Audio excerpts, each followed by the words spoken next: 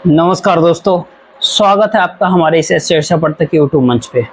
दोस्तों, पिछले कुछ सालों से आप एक जुमला सुनते आ रहे हैं कि 70 साल में देश में क्या हुआ है, 70 साल के दौरान इस भारत देश को कांग्रेस ने क्या दिया है। और इसका जवाब कल प्रधानमंत्री नरेंद्र मोदी के सामने बिहार के मुख्यमंत्री नीतीश कुमार ने मंच से ही इसका जवाब दे दिया। जवाब इस अंदाज में दिया गया कि सब कुछ एक अकेला सब पर भारी, एक अकेला, उसके सिवा कोई दूसरा नहीं, मैं से शुरू होकर मैं पर खत्म होने वाली सत्ता, जो कुछ भी किया मैंने किया। इस मानसिकता के ऊपर जो गहरी चोट बहुत मीठी जुबान से जो नीतीश कुमार ने चोट की है, शायद उसकी कल्पना सत्ता के शीर्ष पर विराजमान लोगों ने कभी नहीं किया होगा। मौका था नालंदा विश्वविद्यालय के कार्यक्रम का, और उस कार्यक्रम के भीतर प्रधानमंत्री नरेंद्र मोदी भी थे तो बिहार के मुख्यमंत्री नीतीश कुमार भी थे, उनके पगड़ी वाली डिप्टी सीएम भी थे तो बिना पगड़ी वाली डिप्टी सीएम भी थे, और शिक्षा जगत से जुड़े हुए लोग भी थे। बिहार के मुख्यमंत्री नीतीश कुमार के बोलने की जब बारी आई तो उन्होंने पूरा इतिहास भूगोल बताना शुरू कर दिया। 1200 साल पहले का भी जिक्र किया कि यह नालंदा यूनिवर्सिटी का इतिहास क्या रहा है, कहाँ कब कैसे कहाँ के लोग पढ़ने आते थे, कितने दूर से लोग यहाँ पढ़ने आते थे, वो सारी बातें की। और उसी के बाद यहाँ तक कह दिया कि इस यूनिवर्सिटी को बकौल नीतीश कुमार उनके अनुरोध पर उस समय के यूपीए सरकार ने 2010 में, जी हाँ 2010 में, अब ध्यान दीजिएगा, मनमोहन सिंह की सरकार थी, 2010 में नीतीश कुमार की सरकार के अनुरोध पर केंद्र सरकार ने नालंदा विश्वविद्यालय बिल को संसद के भीतर पारित किया था। उसके बाद काम शुरू हुआ, 2014 में पहला सेशन भी शुरू हो गया। ध्यान दीजिएगा, 2014 के मई महीने में नरेंद्र मोदी जब प्रधानमंत्री बने थे, लेकिन उस समय पहला सत्र शुरू हो चुका था उस यूनिवर्सिटी का। बहुत ही करीब से ये बात कह करके नीतीश कुमार ने नरेंद्र मोदी के द्वारा जो क्रेडिट लेने की कोशिश होती है कि सब कुछ उन्होंने ही किया है, उनसे पहले देश में तो कुछ था ही नहीं, और उनके पार्टी से अब सांसद बन गई है फिल्म अभिनेत्री, हो तो कहती है आज़ादी ही देश को 14 में मिली है, 2014 में। लेकिन कंगना रनौत जिस आज़ादी की बात 2014 की करती है, उससे 4 साल पहले नालंदा विश्वविद्यालय के बिल को संसद ने मंजूरी दे दी, और 14 वाली आज़ादी के पहले वहां पर 2014 में ही पहला सत्र, पहला सेशन भी शुरू करा दिया गया था। पहले सेशन में स्टूडेंट भी वहां पढ़ने लगे थे। आखिरकार सब लोगों को इस बात को लेकर के वहां पे चर्चा का बाजार गर्म हो गया कि नीतीश कुमार को ये बात कहने की जरूरत क्यों पड़ गई आज कि 2014 के पहले यहाँ काफी कुछ हो चुका था। ये बात कहने की जरूरत नीतीश कुमार को क्यों पड़ी? तो जरा नीतीश कुमार के पिछले इतिहास को अगर देखें, जब वो इंडिया गठबंधन में थे तब की उनके बयानों को अगर देखें तो 2-3 बातें उस बयान से साफ होती थी। एक, प्रेस के ऊपर कब्जा कर लिया गया है, आप लोग सवाल नहीं पूछ पा रहे हैं। और वहीं दूसरी बात कि सारी पुरानी चीजों को भुलवा देगा। ये सरकार चाहती है कि सारी पुरानी चीज को भुलवा दे, लोग वो सारी चीज भूल जाएंगे जो इस देश के इतिहास में क्या हुआ। तमाम सारे बातें उस समय नीतीश कुमार कहते थे। तमाम सारे बातों को कहते हुए वो इंडिया गठबंधन के फॉर्मेशन की स्थिति तक इंडिया गठबंधन को लेकर के आए थे। और वहीं आज जब प्रधानमंत्री का वो हाथ देख रहे थे, अब हाथ देखने के साथ साथ कुंडली देख लिया नीतीश कुमार है। कहते भी रहे कि वो पूड़िया बहुत अच्छे बांधते थे, उनके पिताजी वैद्य बहुत अच्छे थे, इस ढंग से पूड़िया बांधते थे कि उस पूड़िया को फेंक करके भी किसी को मार दे तो पूड़िया खुलेगी नहीं। इस तरह की बातें नीतीश कुमार कहते रहे। लेकिन वही आज जब गठबंधन की पूड़िया बांधने की बात थी तो गठबंधन की पूड़िया बांधने के दौरान बहुत करीब से नरेंद्र मोदी और उनकी सरकार को नरेंद्र मोदी के सामने ही आईना दिखाने का काम नीतीश कुमार ने किया। नीतीश कुमार कोई यूं ही बात नहीं करते हैं, ये वही नीतीश कुमार है जब मंच से बोलते थे कि चुनाव अभियान के दौरान वो कह रहे थे कि हम कहीं नहीं जाएंगे, अब यहीं रहेंगे, बीच में इधर उधर हो गए थे। और यही नीतीश कुमार है जिनके साथ प्रधानमंत्री नरेंद्र मोदी मंच साझा नहीं कर रहे थे। लेकिन अब की स्थिति यह है कि नरेंद्र मोदी सरकार का ऑक्सीजन ही नीतीश कुमार और चंद्रबाबू नायडू से मिलता है। और जिस सरकार का ऑक्सीजन नीतीश कुमार और चंद्रबाबू नायडू से मिलता हो और वहां पे प्रधानमंत्री के सामने तमाम भारतीय जनता पार्टी के नेता यूपीए सरकार के दौरान हुए काम का जिक्र करके, बड़ा सवाल यह है कि नीतीश कुमार कौन सी राजनीति अब साधना चाहते हैं। पहली बात कि जनता दल यूनाइटेड को खत्म कर देने पे कुछ पार्टियां लगी हुई है। यह कुछ साल पहले का नीतीश कुमार का बयान था। खासकर चिराग मॉडल के बाद जब बिहार विधानसभा में तीसरे नंबर पर जब जेडीयू पहुंच गई, उसके बाद का बयान था नीतीश कुमार का। ये बयान भी आप जब देखेंगे कि नीतीश कुमार की पार्टी जब अलग हुई थी एनडीए गठबंधन से, जब वो इंडिया गठबंधन का पार्ट बनी थी, राष्ट्रीय जनता दल और कांग्रेस के साथ मिलकर के सरकार बनाई थी, उस समय भी उनके बयान को अगर देखें तो कई सारी बात साफ होती थी। और जो बातें साफ होती है उसमें एक बात तो बहुत कॉमन है कि जनता दल यूनाइटेड पार्टी को तोड़ने, उसे छोटा करने, ये तमाम सारी बातें राजद की तरफ से गठबंधन में रहने के दौरान कभी भी नहीं कही गई, लेकिन भारतीय जनता पार्टी की तरफ से तमाम प्रयास किए गए। याद कीजिएगा 2022 के साल की शुरुआती महीना को क्या हुआ था पटना के भीतर।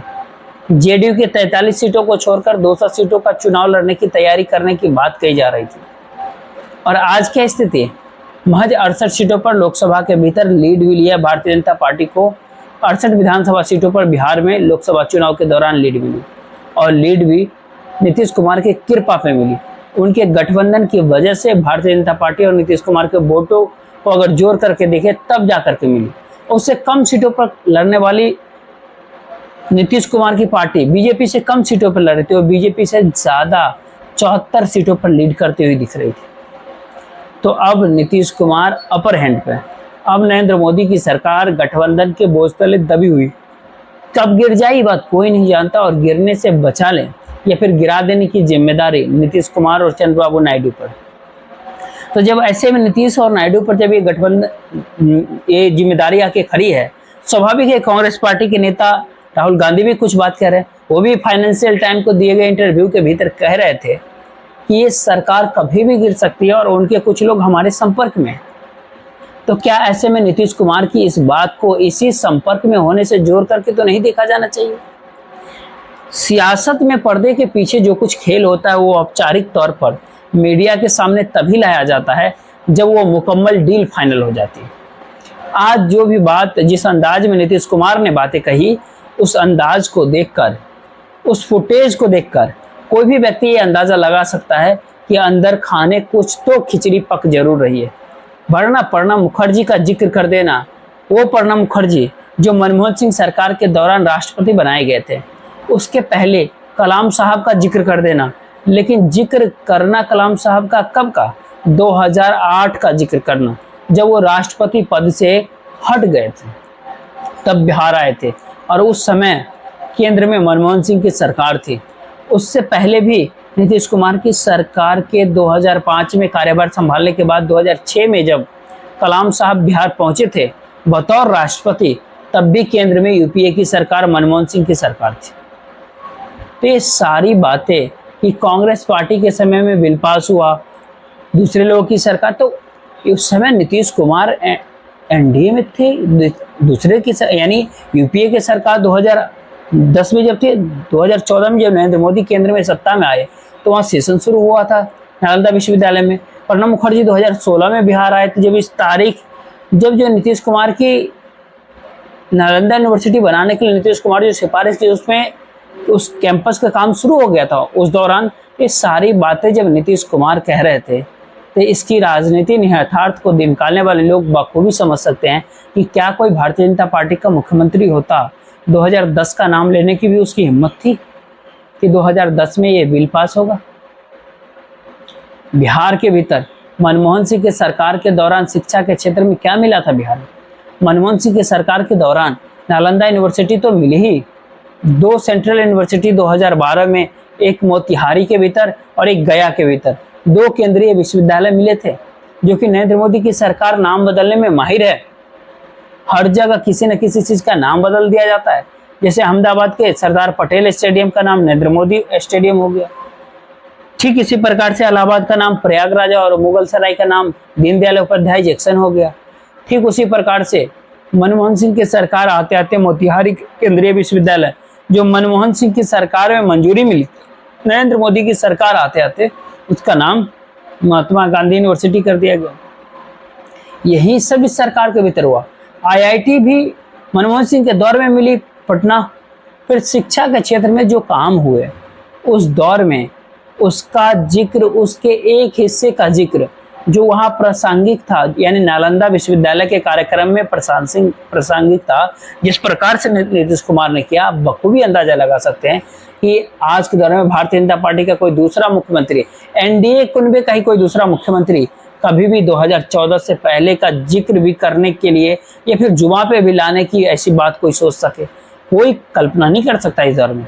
आपने देखा होगा अटल बिहारी वाजपेयी को श्रद्धांजलि देते देते राजस्थान के मुख्यमंत्री, अभी दिसंबर महीने की बात है, मौजूदा प्रधानमंत्री को श्रद्धांजलि देने लगे, उनके जुबान ऐसे लड़खड़ा गए थे। तो ये हालात जब देश के अंदर बने हुए कि 14 से पहले का जिक्र ही नहीं करना है और नरेंद्र मोदी के सिवा कोई और तकिया कलाम जुबा पर लाना तक नहीं है, उसी दौर में एनडीए गठबंधन का एक मुख्यमंत्री 2014 के पहले की सारी बातों को प्रधानमंत्री नरेंद्र मोदी के मंच पर उपस्थिति के दौरान बोलता हुआ नजर आए, तो फिर आने वाली राजनीति किस दिशा में जाएगी अब बखूबी अंदाजा लगा सकते हैं। नीतीश कुमार की एक पुरानी मांग रही है कि बिहार में विधानसभा चुनाव जल्द से जल्द हो, वो लोकसभा चुनाव के साथ कराना चाहते थे। भारतीय जनता पार्टी ने उन्हें महाराष्ट्र के साथ कराने का एक कहा जाता कि उस समय दिया गया कि महाराष्ट्र के साथ करा लीजिए, अभी छोड़ दीजिए। लेकिन अब जब फिर बीजेपी उस मांग में हिचकिचाहट दिखा रही है तो नीतीश कुमार ने अपनी तरफ से एक मैसेज दे दिया है।